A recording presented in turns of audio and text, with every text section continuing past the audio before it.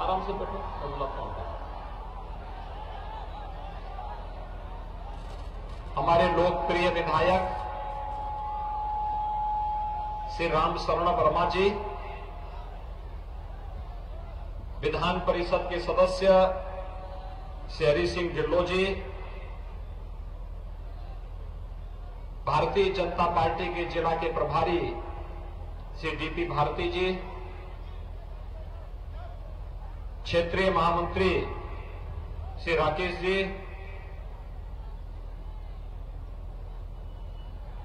योगी शांतिनाथ जी, chairman PCU Uttar Pradesh Shri Suresh Gangwar जी, विधानसभा के संयोजक श्री राकेश प्रताप सिंह जी, श्याम नारायण मिश्र जी और भारतीय जनता पार्टी के बीसलपुर से प्रत्याशी विवेक वर्मा जी, बरखेड़ा से विधायक स्वामी प्रवक्तानंद जी और उपस्थित मेरे सभी भाइयों बहनों,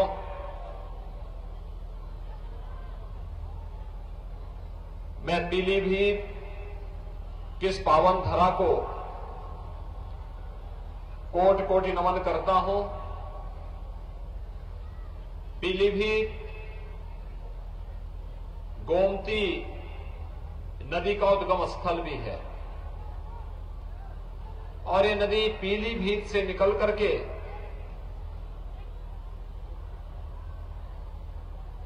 लखनऊ मंडल की तमाम जनपदों को सिंचित करती हुई काशी के पास मां गंगा में गोमती का मिलन होता है। मैं पीलीभीत वासियों को इस बात के लिए धन्यवाद देता हूं कि इन्होंने उद्गम स्थल पर जहां मां गोमती विलुप्त हो गई थी, उस स्थल को फिर से श्रमदान के माध्यम से पुनर्जीवित किया है और आज न केवल गोमती की अविरल और निर्मल धारा पीलीभीत में, बल्कि पीलीभीत से लेकर के लखनऊ, सीतापुर लखनऊ होते हुए वाराणसी तक यह अविरल धारा आज भी बह रही है। भाइयों बहनों, आज जब मैं आपके पास बीसलपुर में आया हूं, हमारे वर्तमान विधायक श्री राम शरण वर्मा जी लगातार आपके लिए कई बार से इस क्षेत्र की समस्या को लेकर के लड़ते थे और उसका परिणाम भी आप सबको देखने को मिलता था। याद करिए 2017 के पहले प्रदेश की स्थिति क्या थी। प्रदेश में अराजकता थी, गुंडागिर्दी थी, लूट खसोट थी, हर तीसरे दिन एक दंगा होता था और यहां पर तो उस समय समाजवादी पार्टी का जो विधायक था कैसे रामलीला की जमीन पर कब्जा करता था, कैसे झूठे मुकदमों में यहां के नागरिकों को, भारतीय जनता पार्टी के कार्यकर्ताओं को प्रताड़ित करता था, कैसे किसानों का शोषण करता था, कैसे यहां दंगे हो जाते, छोटी छोटी बात को लेकर दंगे होते थे। लेकिन पिछले 5 वर्षों के अंदर आपने भारतीय जनता पार्टी की डबल इंजन की सरकार की कार्यपद्धति को देखा होगा। इन 5 सालों में प्रदेश में कहीं दंगा हुआ? इन 5 वर्षों में कहीं रामलीला के मैदान में कहीं कब्जा हुआ? भाइयों बहनों, कब्जा तो नहीं हुआ, लेकिन अगर कहीं पहले किसी ने कब्जा किया था, उस कब्जे से मुक्त कराने का काम हम लोगों ने जरूर किया है इन 5 वर्षों में। अभी मैं पूरनपुर से आ रहा हूं, इससे भी बड़ा मैदान वहां पर 2017 में जब हम लोग आए थे, उससे पहले 12 से 17 के बीच उस रामलीला मैदान में भूमाफियाओं ने सत्ता के संरक्षण में समाजवादी पार्टी के गुर्गों ने कब्जा कर लिया था। जब हम लोग 17 में आए तो हमारे यहां के चारों विधायक मेरे पास आए थे और भाइयों बहनों, हम लोगों ने उस समय ये तय किया था कि अगर बुलडोजर सड़क बनाने का काम करेगा तो अवैध कब्जों को मुक्त कराने का काम भी करेगा। रामलीला मैदान आज कब्जे से मुक्त है, सुरक्षित है। एक बड़ा मैदान वहां पर रामलीला के लिए भी, जहां 1 लाख की भीड़ इकट्ठी हो सकती है और रामलीला के साथ साथ हर प्रकार के मांगलिक और सार्वजनिक कार्यक्रमों के लिए लोगों के लिए एक जगह मिल गई है, सुरक्षित जगह मिल गई है। ऐसी स्थिति पूरे प्रदेश के अंदर थी। भाइयों बहनों, याद करिए 2017 के पहले हर तीसरे दिन एक दंगा होता था, कर्फ्यू लगता था, महीनों महीनों कर्फ्यू रहता था, बाजार में बमबाजी होती थी, व्यापारी परेशान रहता था, महिलाएं असुरक्षित रहती थी, बेटियां स्कूल नहीं जा पाती थी। लेकिन 2017 के बाद आपने देखा होगा अब उत्तर प्रदेश में कर्फ्यू नहीं लगता, अब दंगे नहीं होते, अब बमबाजी नहीं होती। कर्फ्यू का स्थान ले लिया है कांवड़ यात्रा ने। और भाइयों बहनों, कांवड़ यात्री जब निकलता है तब बमबाजी नहीं होती, अब तो हर हर बम बम का नारा लगाकर के कांवड़ यात्री निकलता है, शानदार तरीके से निकलता है। न कोई उपद्रव, न अव्यवस्था, न अराजकता, न गुंडागर्दी। भाइयों बहनों, मैं केवल आपसे एक बात पूछना चाहता हूं, 2017 के पहले आपको बिजली मिलती थी? बिजली के भी उस समय जाति हुआ करती थी, बिजली का भी उस समय मजहब हुआ करता था।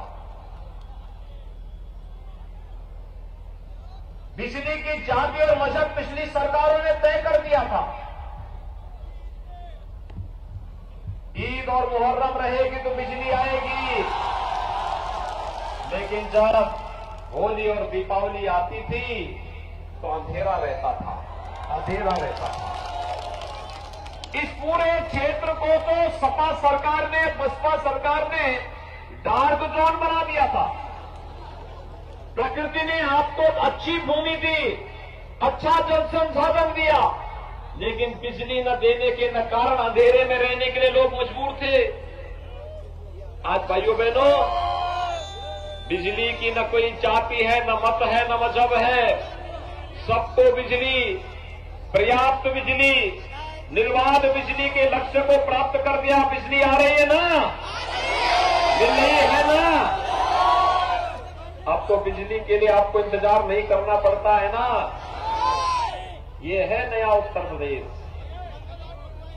कोरोना कालखंड में आपने देखा होगा,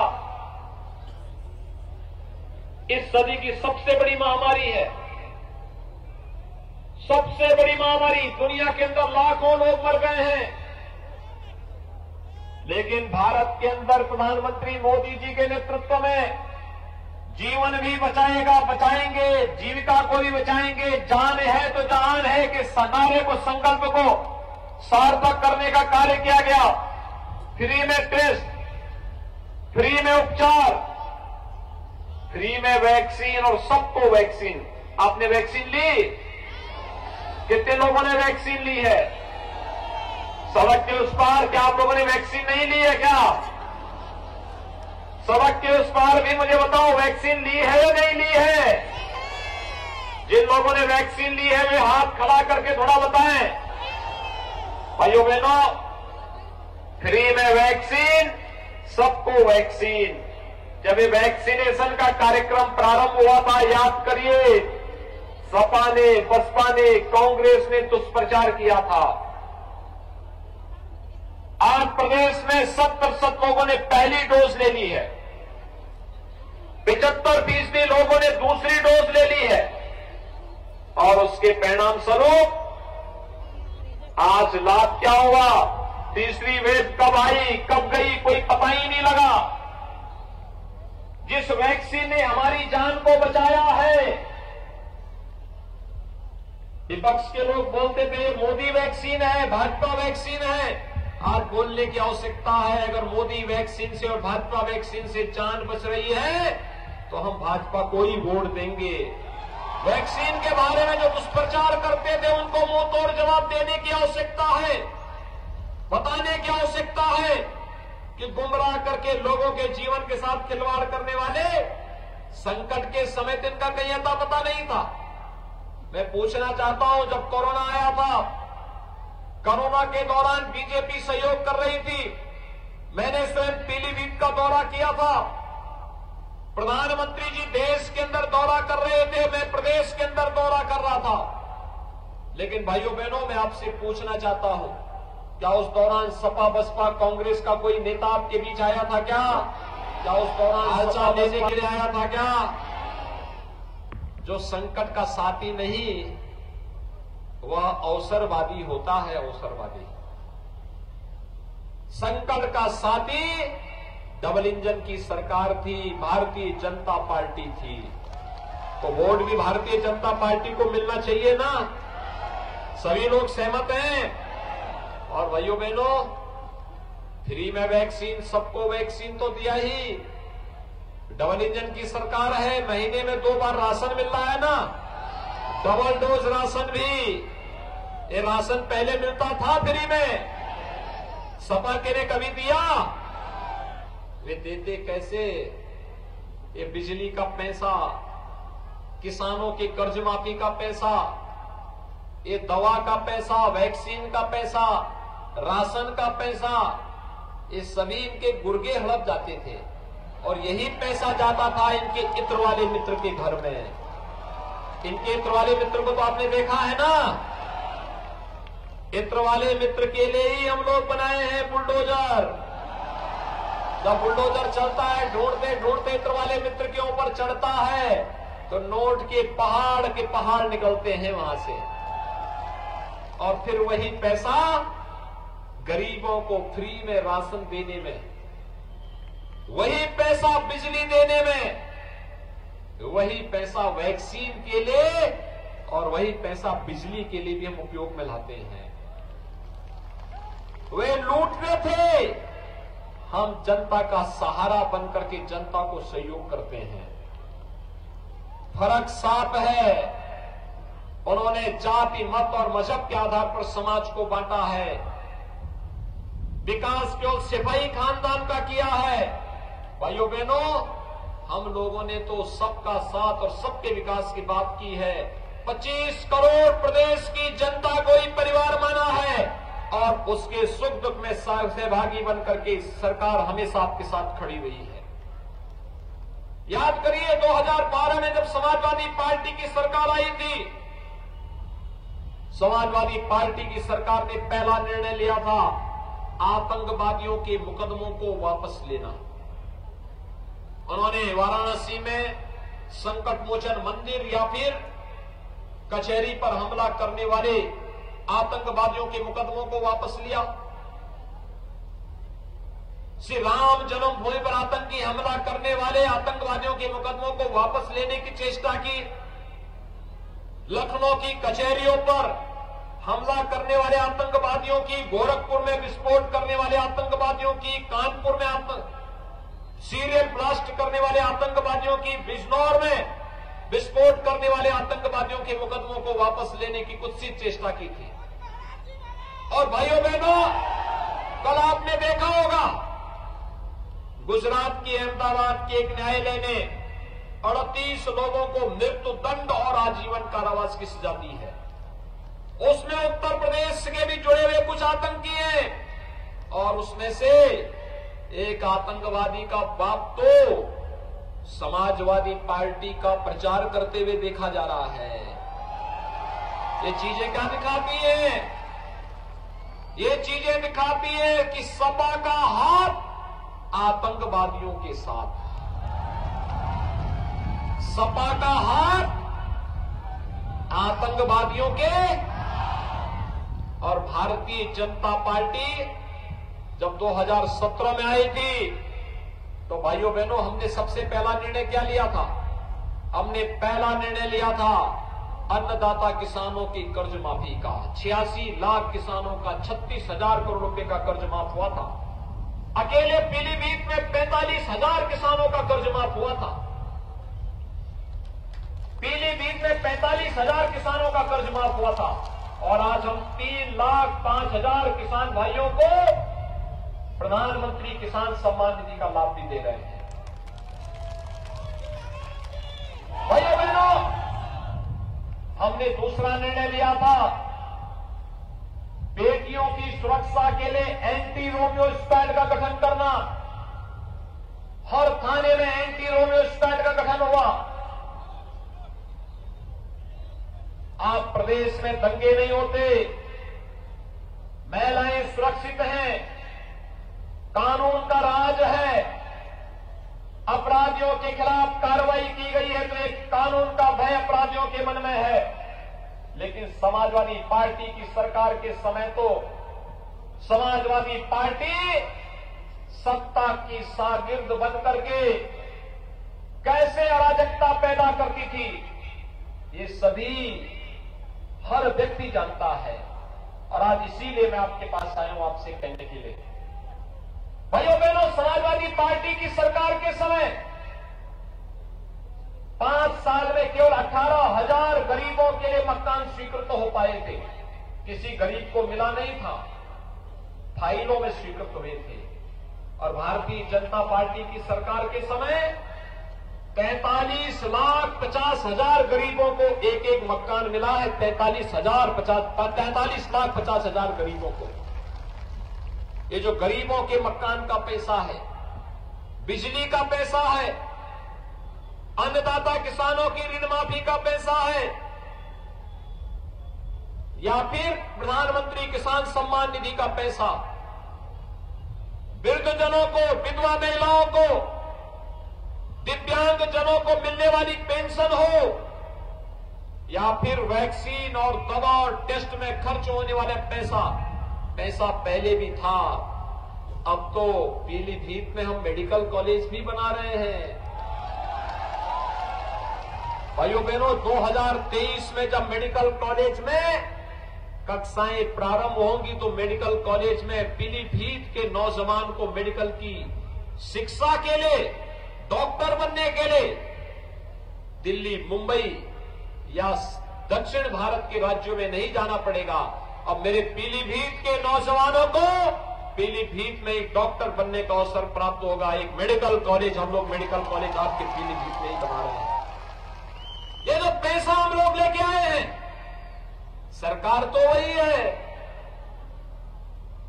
पहले बसपा थी, सपा थी, अब बीजेपी आई है, लेकिन कार्य पद्धति में फर्क देख रहे होंगे।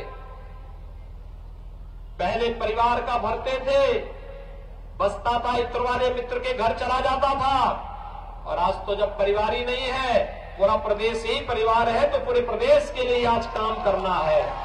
एक संकल्प के साथ हम लोग निकले हैं और उस संकल्प के साथ आपको जोड़ने के लिए हम लोग आए हैं कि भाजपा ही सुरक्षा दे सकती है, भाजपा ही सम्मान दे सकती है, और भारतीय जनता पार्टी ही अयोध्या में राम मंदिर का निर्माण भी कर सकती है। मुझे एक बात बताइए, अयोध्या में राम मंदिर का निर्माण एक कांग्रेस के लोग कर पाएंगे? समाजवादी पार्टी के लोग, बहुजन समाजवादी पार्टी के लोग, जो लोग राम भक्तों पर गोली चलाते थे, क्या वे लोग राम मंदिर का निर्माण कराएंगे? भाइयों बहनों, यही कहने के लिए आए हैं, जब राम मंदिर का निर्माण करके आपकी आस्था का सम्मान भाजपा कर रही है, काशी में काशी विश्वनाथ धाम का निर्माण करके आपकी आस्था का सम्मान भारतीय जनता पार्टी कर रही है, गुरु गोविंद सिंह जी महाराज के 4 साहिबजादों के स्मृति में वीर बाल दिवस का आयोजन भारतीय जनता पार्टी की डबल इंजन की सरकार आयोजित कर रही है। और जब अन्नदाता किसानों का सम्मान भारतीय जनता पार्टी कर रही है, जो अपने प्रदेश के युवाओं के रोजगार और नौकरी की व्यवस्था भारतीय जनता पार्टी की डबल इंजन की सरकार कर रही है। और अब तो भाइयों बहनों, हम लोग वर्तमान में उत्तर प्रदेश के हर युवा को स्मार्ट नौजवान बना रहे हैं। 1 करोड़ नौजवान को टैबलेट और स्मार्टफोन दे रहे हैं। आपके पीलीभीत के नौजवानों को भी मिला है।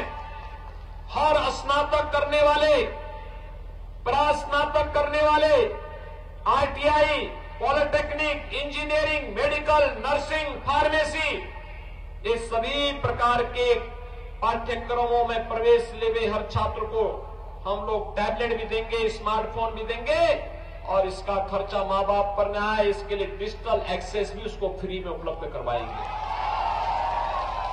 समाजवादी पार्टी को इसमें भी चिढ़ है। चुनाव आयोग को शिकायत कर दिया है। ये युवाओं को ये देने की आवश्यकता क्या है?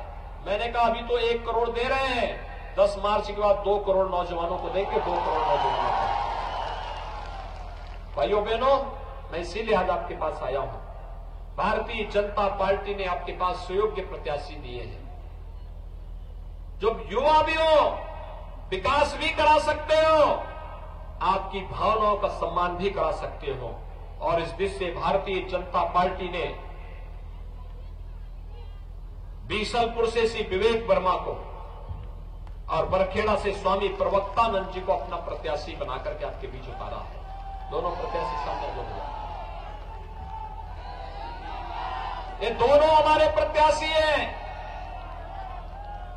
और पीलीभीत से संजय सिंह गंगवार और पूरनपुर से बाबूराम पासवान भारतीय जनता पार्टी के प्रत्याशी हैं। इन चारों प्रत्याशियों को विजयी बना के भेजेंगे। फिर एक बार 300 पार के लक्ष्य को प्राप्त करने में योगदान देंगे सभी लोग। उस पार भी, इस पार भी, छतों के ऊपर जो लोग हैं उन लोगों से मैं अपील करूंगा, सभी लोग सहमत हैं? भाइयों बहनों, प्रदेश की सुरक्षा के लिए, प्रदेश की समृद्धि के लिए, प्रदेश की खुशहाली के लिए भारतीय जनता पार्टी आवश्यक है। और इसके लिए क्या इनको विजयी बना के भेजेंगे? सभी लोग मेरे साथ बोलेंगे, भारत माता की, भारत माता की।